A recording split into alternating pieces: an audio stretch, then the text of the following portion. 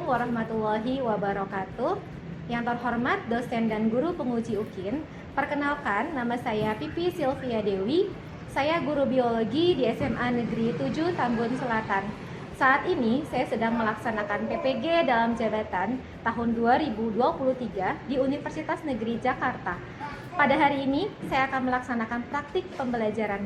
Berikut video pembelajaran saya, selamat menyaksikan.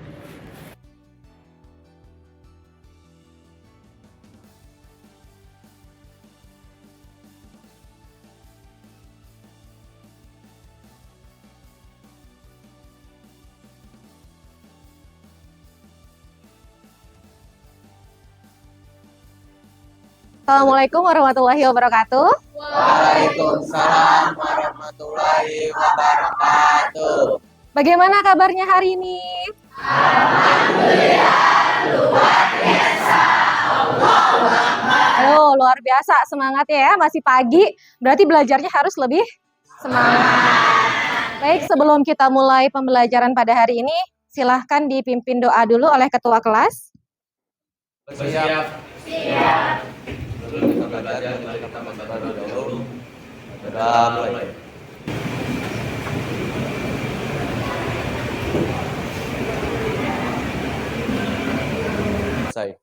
Memberi salam. Assalamualaikum warahmatullahi wabarakatuh. Waalaikumsalam warahmatullahi wabarakatuh. Untuk kehadiran hari ini, silakan kalian bisa scan QR code yang di depan. Boleh dikeluarkan dulu gadgetnya ya. Silakan kalian scan, kemudian isi untuk kehadiran hari ini.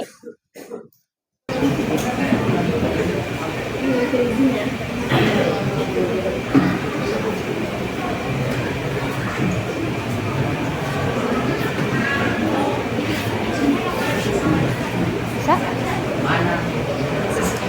Bisa itu di lewat.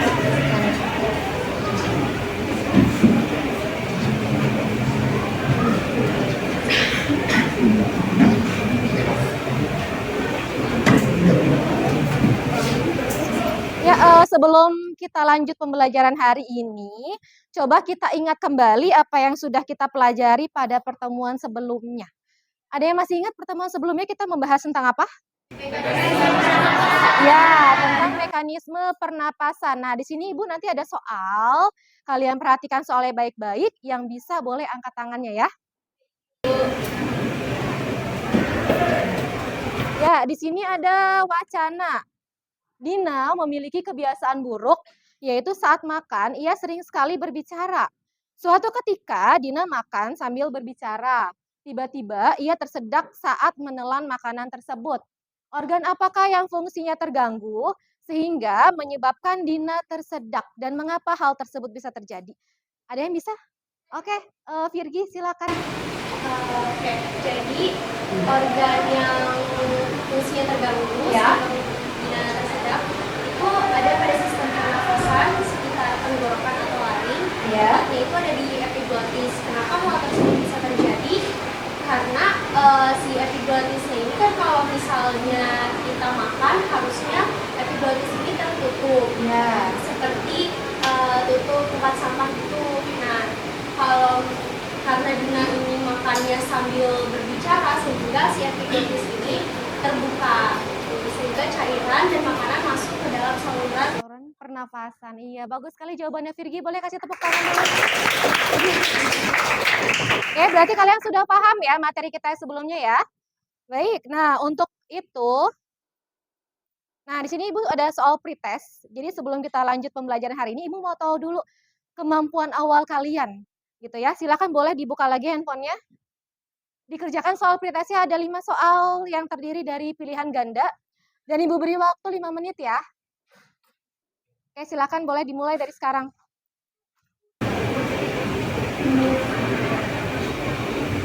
Bisa ya?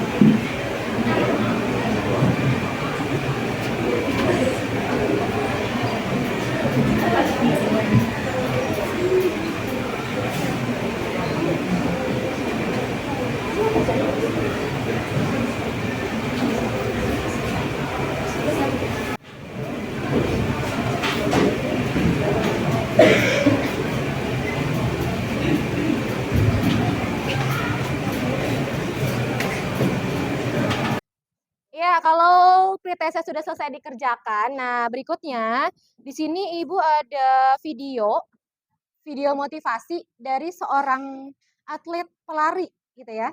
Kenapa Ibu menampilkan video motivasinya dari seorang atlet pelari? Karena yang namanya atlet pasti membutuhkan apa tuh salah satunya? Teknik pernapasan yang baik gitu ya. Kemudian, nah di sini kalian simak baik-baik videonya. Nanti kalian bisa simpulkan apa yang bisa kalian ambil sebagai pelajaran dari video ini, ya.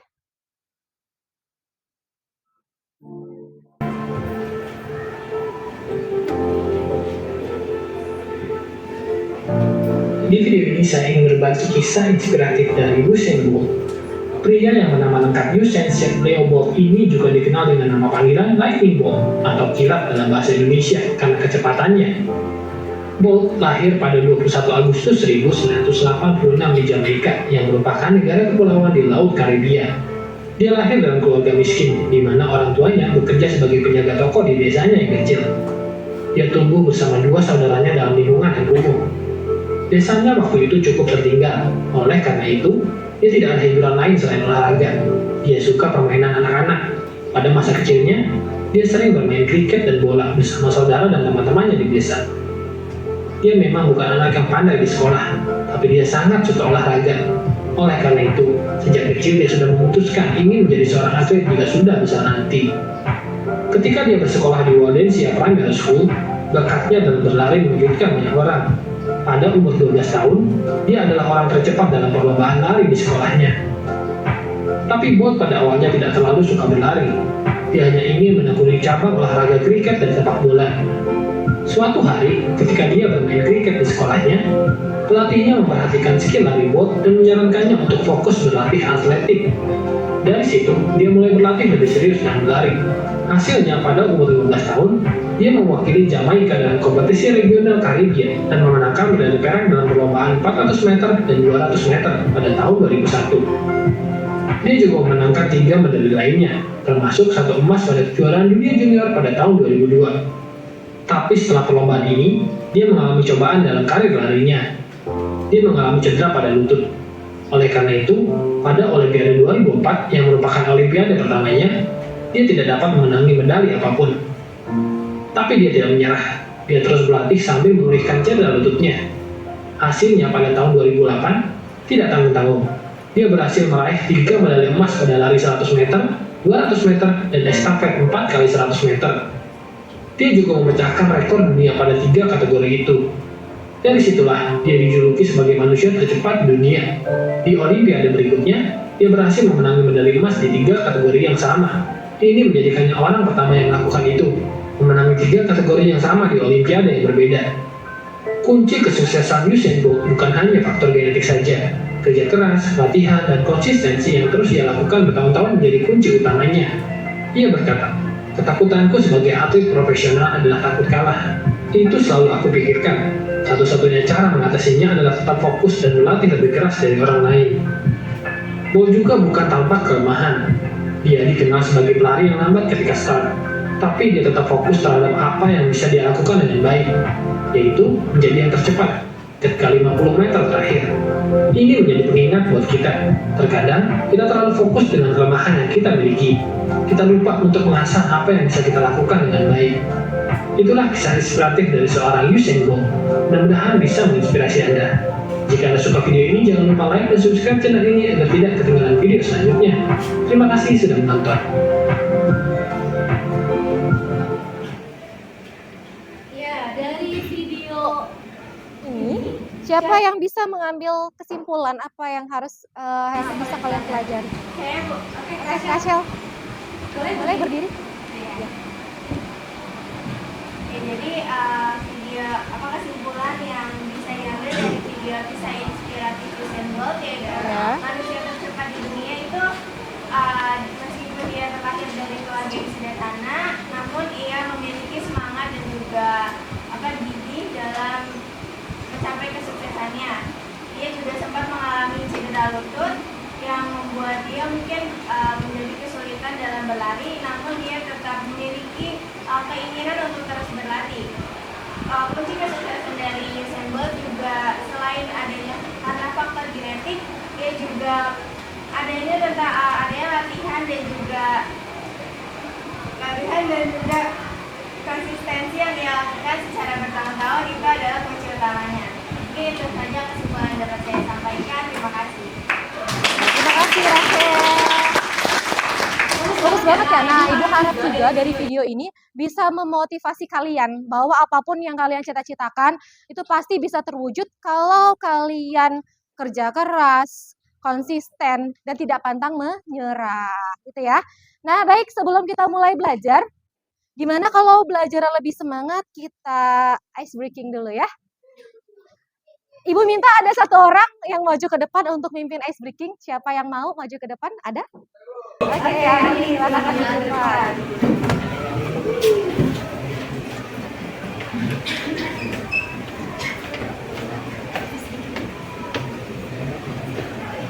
Ya teman-teman, sebelum kita mulai tekniknya boleh melanjutkan. Udah. Jadi ini nanti ada 3 instruksi. Jadi yang pertama ada clap, yang kedua ada boom, yang ketiga ada pen. Kalau clap itu ntar tepuk tangan, ntar kalau boom mukul meja, ntar kalau pen ambil pulpennya. Cepet-cepetan ya, ambil pulpennya. Nah, dimulai ya. Boom.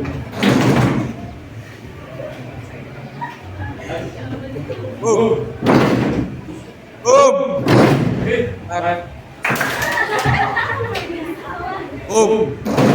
Boom. Pen.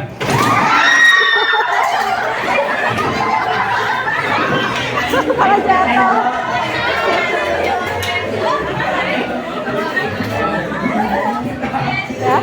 Ya udah cukup kali ya. Udah cukup ya? Cukup? Ya, oke, belajar fokus lagi ya, fokus kembali. Nah, ini ada tujuan pembelajaran kita untuk hari ini. Siapa yang mau membacakan tujuan pembelajarannya? Oke, Genta. Silakan tadi. Oke, tujuan pembelajaran hari ini itu peserta didik mampu menganalisis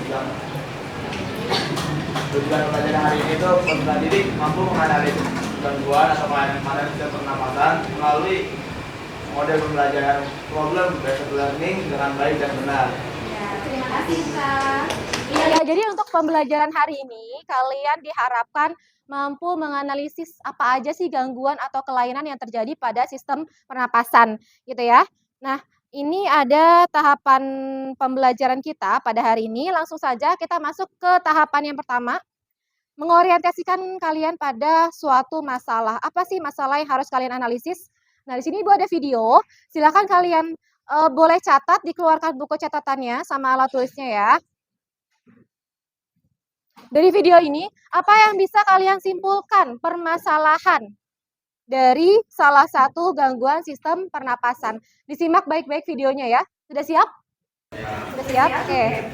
Banyak orang yang dulunya kecanduan rokok beralih menggunakan rokok elektronik atau vape karena dianggap lebih aman. Benar nggak sih rokok elektronik lebih aman dibandingkan rokok tembakau? Ini kata dokter.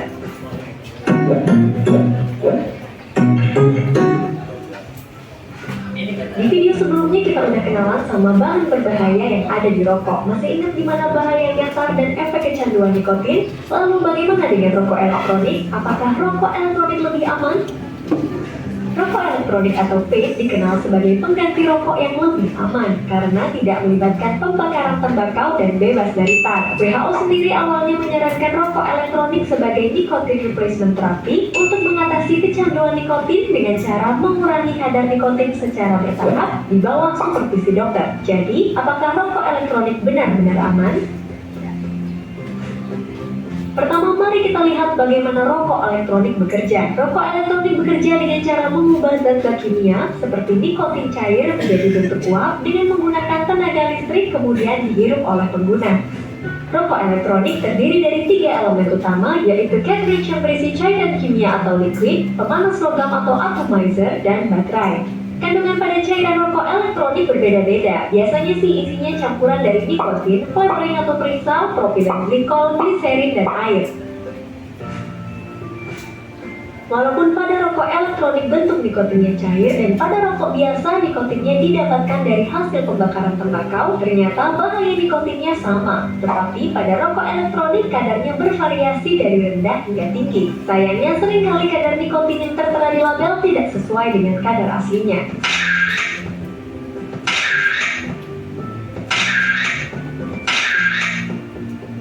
Flavoring atau perisa seperti diasetil dan asetil propionil pada beberapa liquid rokok elektronik ditemukan dalam tingkat melebihi batas keamanan yang direkomendasikan oleh FDA dan berhubungan dengan penyakit pernapasan bila dihirup. Glikol seperti propilen glikol dan gliserin adalah komponen utama dalam rokok elektronik yang fungsinya sebagai basis cairan untuk mengikat nikotin dan penambah rasa pada liquid rokok elektronik. Zat ini biasa digunakan pada produk kosmetik maupun sebagai bahan tambahan pada produk makanan. Tetapi zat ini kalau dipanaskan dan dihirup menyebabkan iritasi mata, tenggorokan kering, iritasi saluran pernapasan, sesak nafas, dan alergi. Penggunaannya pada dosis tinggi bisa bikin gangguan irama jantung hingga kejang. Uap dari rokok elektronik juga ditemukan mengandung bahan kimia berbahaya sama seperti pada rokok tembakau seperti formaldehidah, bahkan konsentrasinya 3 kali lebih tinggi dibandingkan rokok biasa. Logam seperti nikel ternyata 100 kali lebih tinggi pada rokok elektronik daripada rokok biasa, dan uapnya juga mengandung TSNA, benzena, dan PAH yang bersifat karsinogenik atau menyebabkan kanker.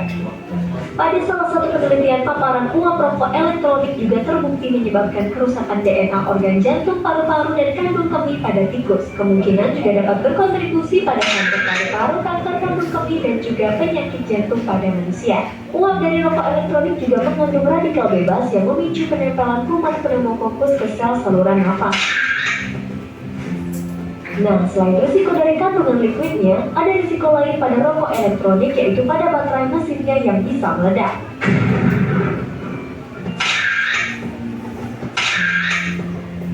Rokok elektronik yang semula diharapkan dapat membantu orang yang kecanduan rokok untuk berhenti merokok malah menimbulkan masalah baru, seperti bertambahnya perokok pemula, bertambahnya perokok ganda atau dual user, mantan perokok kembali merokok karena adanya klaim aman pada produk rokok elektronik. Pada dasarnya, rokok elektronik ternyata juga mengandung bahan berbahaya. Namun, belum banyak penelitian jangka panjang yang dilakukan dan hal ini membuat rokok elektronik terlihat seolah lebih aman. Mulai sekarang, say no to smoking and vaping, ini kata dokter tentang bahaya rokok elektronik.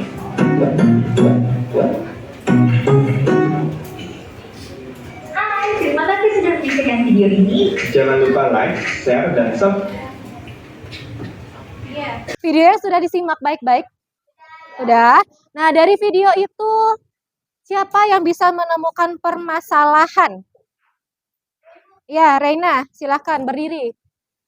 Jadi permasalahan di sini rokok elektronik yang tadinya dianggap aman dan dapat mengurangi jumlah perokok, justru kandungannya sama seperti rokok biasa kayak nikotinnya itu. Terus rokok juga rokok elektronik juga justru menambah masalah baru gitu, kayak bisa aja anaknya meledak atau mungkin menambah yang merokok karena ada kontaminasi. Baik, terima kasih. Beri tepuk tangan dulu untuk mereka. Jadi masalah yang ditemukan oleh Reina adalah yang tadinya rokok elektronik itu digadang sebagai solusi, ternyata malah menimbulkan masalah yang baru gitu ya. Nah, kemudian apa informasi yang bisa kamu dapatkan dari video itu? Iya, dapat, silakan boleh berdiri. Oke, jadi informasinya tuh pada awalnya kan rokok elektronik itu diciptakan buat mengganti rokok tuh Bu, biar nggak ada kecanduan gitu. Tapi nyatanya setelah dilakukan penelitian, ternyata dalam vape itu banyak ditemukan zat-zat berbahaya, bahkan dosisnya itu lebih tinggi daripada rokok. Jadi bisa disimpulkan kalau rokok elektronik itu memiliki sama gitu sama bahaya dengan rokok biasa. Ya, baik, terima kasih Dava. Beri tepuk tangan juga buat Dava. Nah, jadi informasi yang didapatkan oleh Dava bahwa ternyata vape itu sama berbahayanya atau bahkan lebih berbahaya kandungannya dibandingkan dengan rokok biasa, gitu ya. Nah, ini baru satu permasalahan. Berarti banyak banget sebenarnya permasalahan yang bisa terjadi pada sistem pernapasan. Nah, permasalahan yang lain bisa kalian temukan dengan kalian berdiskusi dalam kelompok. Di sini udah Ibu bagi kelompoknya, ada 7 kelompok, silakan kalian boleh bergabung dengan kelompoknya ya. Tapi duduknya Ibu minta berurutan ya, mulai dari kelompok 1 berarti paling depan, kelompok 2 dan seterusnya sampai belakang. Baik, silakan boleh langsung pindah dengan kelompoknya masing-masing.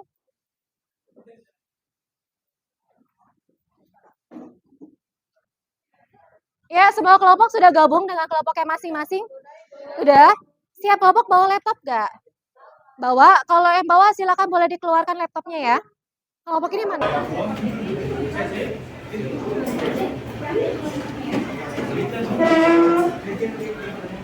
Ya, baik, perhatikan dulu instruksi dari Ibu ya. Nah, di depan ini ada LKPD-nya. Boleh nanti setiap kelompok diakses LKPD-nya ya. Di-scan kemudian LKPD-nya kalian kerjakan. Ikuti instruksi yang ada di dalam LKPD. Untuk diskusi ini Ibu beri waktu 20 menit cukup nggak? Cukup ya? Ya, Ibu beri waktu 20 menit dari sekarang untuk berdiskusi. Silakan dikerjakan.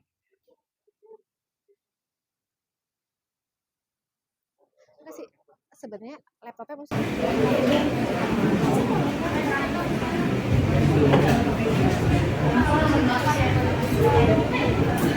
Pertanyaannya langsung dijawab di LKPD-nya situ ya.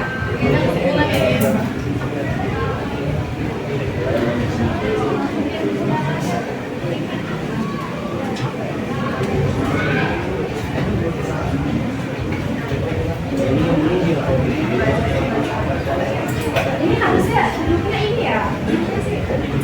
Ini susah.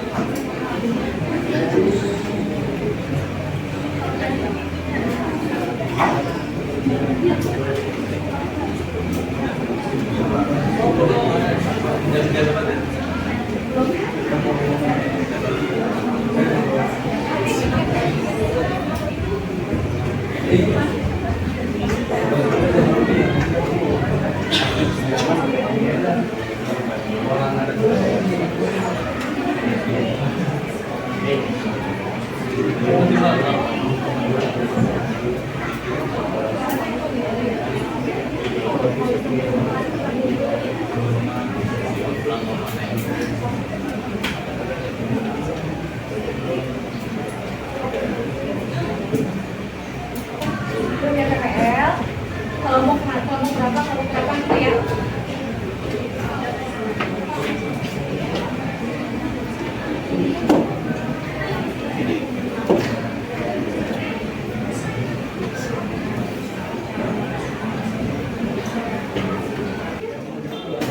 Sudah selesai belum diskusinya?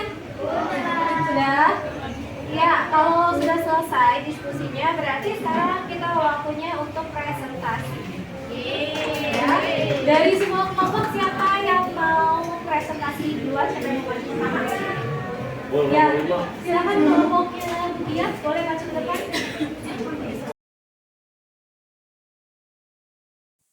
Oke, assalamualaikum warahmatullahi wabarakatuh. Waalaikumsalam warahmatullahi wabarakatuh. Jadi kami dari kelompok 1 ingin mempresentasikan mengenai gangguan pernafasan. Nah, di sini ada anggotanya tuh ada 7. Yang pertama ada saya sendiri, Kania. Yang kedua ada Fani. 3 Alda, Ariel, Andini, Rafli, dan Aden. Nah, di sini apa sih gangguan pernafasan itu? Jadi gangguan pernafasan itu gangguan yang terjadi pada proses pengikatan oksigen. Jadi kalau misalnya pengikatan oksigen itu ada yang bermasalah, jadi kita sesak nafas. Nah, yang pertama itu kita ngambil 3 gangguan. Yang pertama ada tuberkulosis, pneumonia, yang terakhir ada kanker paru-paru. Nah, yang pertama itu kita kan bahas tuberkulosis. Nah, tuberkulosis ini dibahas sama Andini. Oke, jadi tuberkulosis itu penyakit yang disebabkan oleh infeksi bakteri Mycobacterium tuberkulosis. Nah, bakteri tersebut masuk ke dalam paru-paru dan mengakibatkan pengidapnya mengalami sesak nafas atau batuk kronis. Oke, selanjutnya itu di sini ada cara pengobatan tuberkulosis itu gimana sih?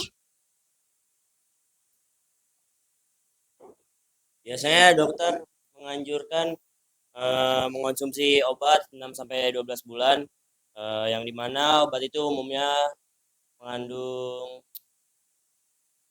ya itu anti tuberkulosis yaitu antibiotik yang khususnya menghapus mematikan bakteri TB.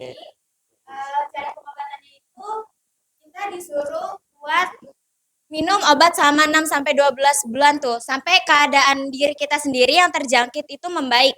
Obatnya itu kandungannya ada anti tuberkulosis. Jadi di antibiotik ini khusus buat mematikan infeksinya bakteri-bakteri yang ada di dalam tubuh kita biar kita nggak berlarut-larut di dalam penyakitnya. Nah, yang kedua ini ada penyakit pneumonia. Nah, gimana sih penyebabnya? Buat pneumonia itu, yang pertama itu dia disebabkan sama dua hal. Ada infeksi bakteri atau RSV, terus yang kedua itu ada infeksi jamur. Biasanya disebut Streptococcus pneumonia.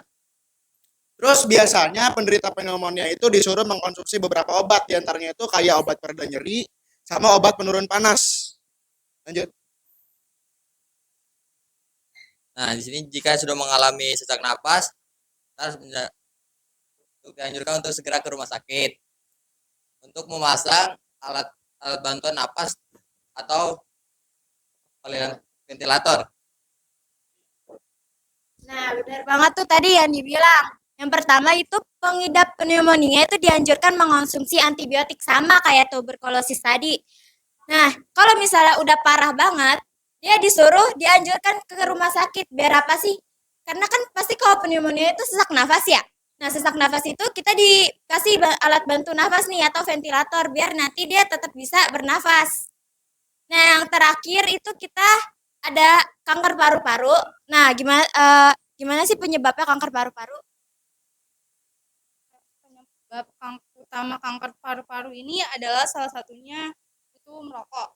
Di dalam rokok terdapat penyebab kanker yang disebut dengan karsinogen yang dimana memicu merusaknya sel pelapis paru-paru. Contohnya itu zat beracun, diantaranya itu ada nikotin dan tar. Nah, di sini ada cara pengobatannya. Nah, cara pengobatannya itu sebenarnya ada banyak ya. Di sini kita ngambil 3, salah satunya ada operasi, kemoterapi, sama terapi target. Nah, yang pertama ada operasi. Nah, operasi ini untuk menghambat penyebaran sel kanker dari stadium 1 sampai stadium 3. Nah, yang kedua ada kemoterapi untuk membunuh sel kanker serta menghambat pertumbuhan dan penyebaran sel setelah operasi. Yang ketiga ada terapi target. Itu pemberian obat yang menyerang protein pertumbuhan dari sel-sel kanker. Terima kasih ya. Nah, jadi operasi itu kenapa di cuma stadium 1 sampai 3? Nah, jadi ini ibaratnya tuh masih yang rendahnya gitu, fase-fase yang masih bawahnya. Nah, ini operasi itu digunakan kalau dia belum tahap yang lanjut banget. Nah, yang kedua ini ada kemoterapi. Jadi sebenarnya kemoterapi ini kayak jatuhnya kalian tuh rutin check up gitu loh. Nah, cuma kalau misalnya si penyakitnya ini udah bahaya banget, baru dia di kemoterapi. Nah, terus sebenarnya tuh ada yang namanya radioterapi. Radioterapi itu lanjutan dari kemoterapi. Kalau misal kemoterapi itu masih ada sisa-sisanya, nanti dilanjutin di radioterapi. Nah, terakhirnya ada terapi target. Terapi target itu kalau misal tadi 3 itu operasi, kemoterapi, sama radioterapi, dia kurang efektif, dilanjut sama terapi target. Caranya dia memberikan obat. Biar apa? Biar si protein dari sel kankernya ini nggak membesar, nggak bertumbuh tuh. Jadi dia nggak bakal menyebar-nyebar lagi penyakitnya. Oke, cukup sekian presentasi dari kami. Ada yang mau bertanya? Oke, silakan.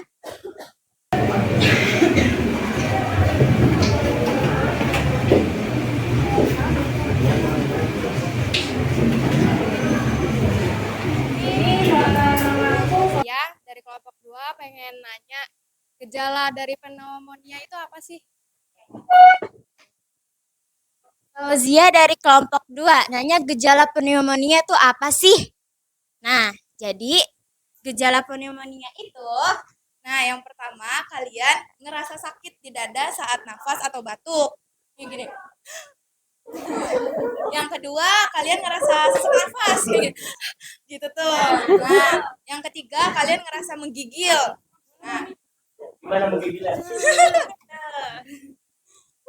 nah, itu kan ada 3 tuh tadi gejalanya. Pertama tadi apa ya? Ada inget gak? Dadanya sakit. Tuh, yang kedua apa? Ya, betul. Yang ketiga terakhir. Ya, menggigil kayak gimana sih? Ya gimana Fauzia, cukup gak? Oke, makasih ya atas pertanyaannya. Kami harap yang sudah kami paparkan dapat bermanfaat bagi semuanya. Amin. Memberikan ilmu yang baru. Kami akhiri. Wassalamualaikum warahmatullahi wabarakatuh. Waalaikumsalam warahmatullahi wabarakatuh.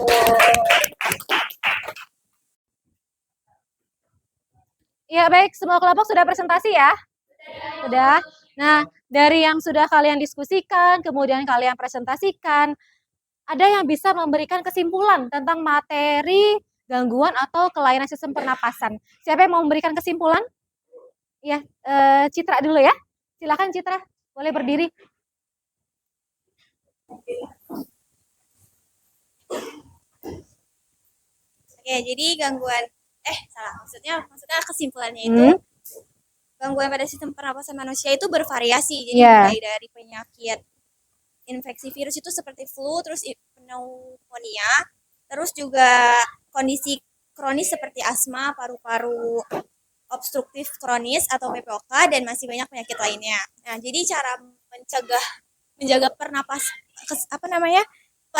kesehatan pernapasan itu dengan menerapkan pola hidup sehat dan pencegahan infeksi sebagai kunci untuk mencegah gangguan tersebut. Itu kesimpulan dari saya. Terima kasih. Iya, baik, terima kasih Citra. Kasih tepuk tangan dulu. Baik, selanjutnya siapa yang mau memberikan kesimpulan lagi? Tadi, ya Rafli, boleh silakan berdiri. Ya, jadi setelah saya lihat dari materi pelajaran ini, saya juga baru tahu nih kalau misalnya gangguan pernapasan itu ternyata ada banyak. Ada asma, ada laringitis, habis itu ada kanker paru-paru juga. Dan ternyata penyebab dari gangguan pernapasan itu ternyata mengintai kita banget, ada di sekitar kita. Pokoknya dekat banget lah sama kita, misalnya asap kendaraan, debu dan segala macamnya. Buat cara menanggulanginya itu bisa melalui yang seperti setelah jelasin tadi, bisa melalui pola hidup sehat, makan yang teratur, dan menjaga semuanya yang ada di sekitar kita lah. Itu lah pokoknya. Oke, terima kasih kesimpulan saya.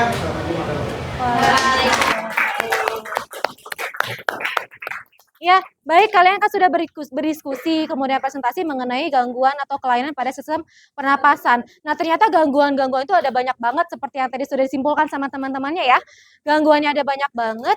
Nah, kemudian selain gangguan ya, kamu juga mencari penyebabnya dan bagaimana cara mengobatinya. Nah, tentu dari semua gangguan itu bisa kita cegah dengan cara pola hidup sehat. Kemudian apa lagi? Makan makanan yang sehat dan bergizi. Semoga kita semua bisa terhindar dari gangguan sistem pernapasan. Amin. Ya, baik, untuk selanjutnya. Nah, kan kalian sudah belajar mengenai gangguan sistem pernapasan. Berarti sekarang waktunya untuk post test. Boleh dikeluarkan lagi handphonenya, bisa diakses ya. Untuk post test, soalnya sama seperti pretest yang tadi. Ibu beri waktu 5 menit untuk menjawab.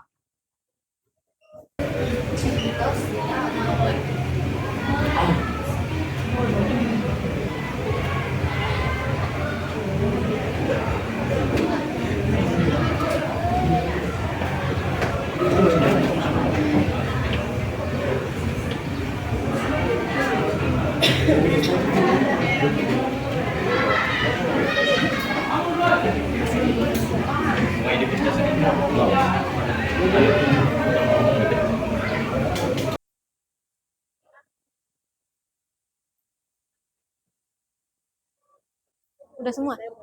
Udah selesai ya kayaknya ya? Sudah. Nah, baik, kalau prosesnya sudah selesai, nah Ibu butuh pendapat kalian untuk refleksi kegiatan kita pada hari ini ya. Gimana sih pembelajaran kita hari ini? Gimana perasaan kalian mengikuti pembelajaran hari ini dari awal sampai akhir. Nah, ini boleh kalian isi refleksinya di sini ya. Silakan boleh di-scan.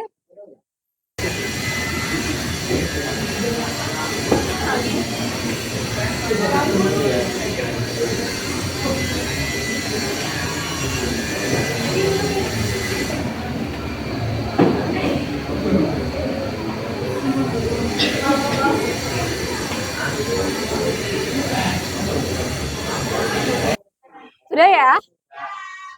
Oke, kalau sudah selesai isi refleksi, ya, baik untuk pertemuan berikutnya kita akan membahas mengenai sistem ekspresi. Silakan nanti kalian pelajari di rumah ya. Oke, Bu. Nah, berarti kita sudah sampai di penghujung pembelajaran pada hari ini. Ya, Ibu ucapkan terima kasih untuk kelas 11 IPA 2 yang sudah semangat mengikuti pembelajaran biologi pada hari ini ya.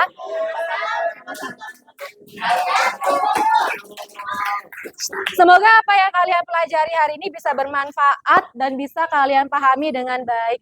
Ibu akhiri, terima kasih dan Assalamualaikum warahmatullahi wabarakatuh. Ya, terima kasih semuanya ya.